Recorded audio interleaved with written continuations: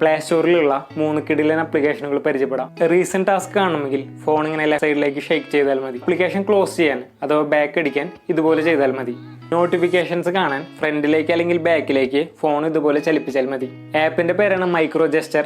നിങ്ങൾക്ക് ഇതുപോലെ ഡൗൺലോഡ് ചെയ്ത് സെറ്റ് ചെയ്യാവുന്നതാണ്. നമ്മൾക്ക് ഇമ്പോർട്ടന്റ് ആയ കാര്യങ്ങൾ നോട്ടിഫിക്കേഷൻ പാനലിൽ പിൻ ചെയ്യാൻ പറ്റും, അതും പ്രത്യേകം കളർ ഷെയ്ഡ് കൊടുത്ത്. ആപ്പിന്റെ പേരാണ് നോട്ടേർലി. ആപ്പ് ഓപ്പൺ ചെയ്ത് ന്യൂ നോട്ട്സിൽ നമുക്ക് ആവശ്യമായ കാര്യങ്ങൾ ടൈപ്പ് ചെയ്ത് ക്രിയേറ്റ് കൊടുത്താൽ നോട്ടിഫിക്കേഷൻ പാനലിൽ അത് പിൻ ചെയ്ത് കിടക്കുന്നുണ്ടാവും. ഇമ്പോർട്ടൻ്റ് ആയ കാര്യങ്ങൾ മറക്കാതിരിക്കാൻ ഇത് നമ്മളെ ഓർമ്മിപ്പിക്കുന്നു. മാത്രമല്ല നമുക്ക് ആവശ്യമായ റിമൈൻഡേഴ്സ് പ്രത്യേകം ദിവസങ്ങളിൽ നോട്ടിഫിക്കേഷനായി വരാൻ വേണ്ടി ഷെഡ്യൂളും ചെയ്യാവുന്നതാണ്.